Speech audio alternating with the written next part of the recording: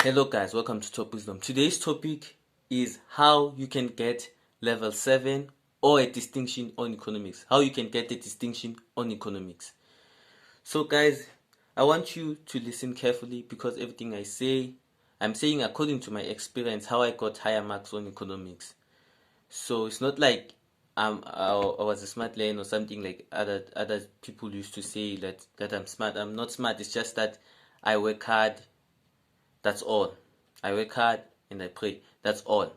So guys, make sure you listen carefully so that you can learn from my experience. So number 5, I'm gonna start with study hard. Many of you actually know that, but you don't implement it. So studying hard as in, I know a guy, he study 5 hours a day. I don't know whether he's lying or what, but he's a doctor now. That's a proof that he used to do that. He study 5 hours a day. So guys, I'll advise you to study 2 hours 30 minutes. 2 hours 30 minutes a day. Obvious, that applies to all the subjects. So in order to pass all the subjects, you have to study hard. At least more than 2 hours. It's great. So make sure you study 2 hours 30 minutes. So it also applies to economics. You have to study more than 2 hours.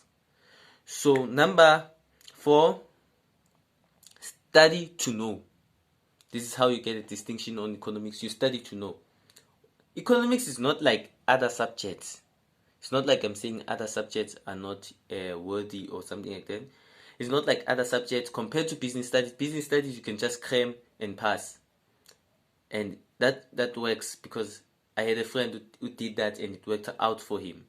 But in economics, you have to study to know. You have to know what is imperfect market. You have to know what is perfect market. You have to know what is Lorentz curve. You have to know what is special zone. So everything that you study in economics, you have to know it. So that when they include a scenario on your exam, which they are likely to do on your final exam, you have to know what they're talking about. They will say things like, in Johannesburg, this happened. So using a special zone, how we can implement it on this situation. So if you don't know the special zone, obviously, you won't be able to answer that question. So my advice to you is that don't cram things that are on the textbook. Rather study to know. And know what the subject is about. What the topic is about. What special zone is about. I'm making an example. What special zone is about. So that's it. You have to study to know. Number 3 is that when you are writing economics tomorrow, let's say, I'm writing economics tomorrow. When you are writing economics tomorrow, focus on economics only. I've seen many learners, maybe, my friend, you are writing economics tomorrow, but you're studying Afrikaans, business studies, and mathematics. Obviously, the mind will be confused. So focus on one thing at a time. I've heard of multitasking. Multitasking doesn't work for me. So make sure you focus on one thing at a time. It's going to be helpful for you. Focus and study economics only. You are writing economics tomorrow. So focus on studying economics, by the way. On studying economics only. That will be helpful for you. And when you wake up in the morning, you revise. You revise what you studied yesterday before you go on to write your exam. So make sure you focus on economics only when you are writing economics tomorrow. You focus on economics only and you write yourself questions, things like that. You focus on economics only. That will be very helpful for you in your journey to get a distinction. So number 2 is to ask or work with others. So ask or work with others. So the problem, others don't want to work with others, and I respect that decision. I understand. So if you don't want to work with others, there's no problem. But you have to ask others. Somebody else knows what you don't know. Besides the teacher, I know the teacher, you can ask the teacher anything, but you can ask your classmates about a specific topic. As I said in number 4, that you have to study to know. If you don't understand the topic, you have to ask other learners and ask, what's going on here? What is the Lorentz curve about? So you have to ask others in order to know the topic. and ask them before you even start, even if you start writing, or before you write your exam, ask them what did they study yesterday and what do they know. So obviously after they told you what do they know, they will ask you also what do you know. So you telling the other individual is actually proof that you know what you're talking about, that you know what you studied. If you can't explain to the other person, well, you won't be able to explain to the paper. So it's better you have to explain to the other person first and he understands, and then you can be able to write down when you're writing an exam.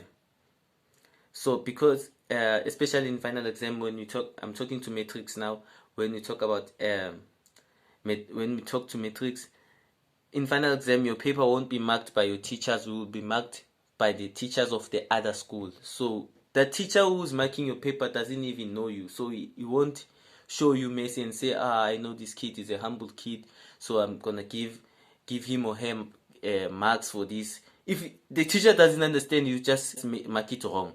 So make sure everything you say or everything you write is understandable. So that's why you have to explain to the other kid or other learner how do you, maybe let's say we're talking about special zone, how do you implement special zone. So that's it. Ask others and work with others, or you can do both. Number one, which is the very most important one, practice using previous question papers. Practice using previous question papers. Guys, this is very helpful. Do not underestimate it. I know teachers have been telling you this. I don't care whether you're in a public or private school. I know teachers are telling you this, that you should practice using previous question papers. If you want previous question papers, you can just search them on Google. Stop crying about data. Data is only 5 rand. Just search them on Google and download previous question papers. Let's say I'm writing, as of now is 2023.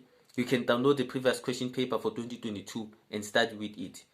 So another thing that gives you an advantage about previous question papers is that now you know what not to study. Because basically, if let's say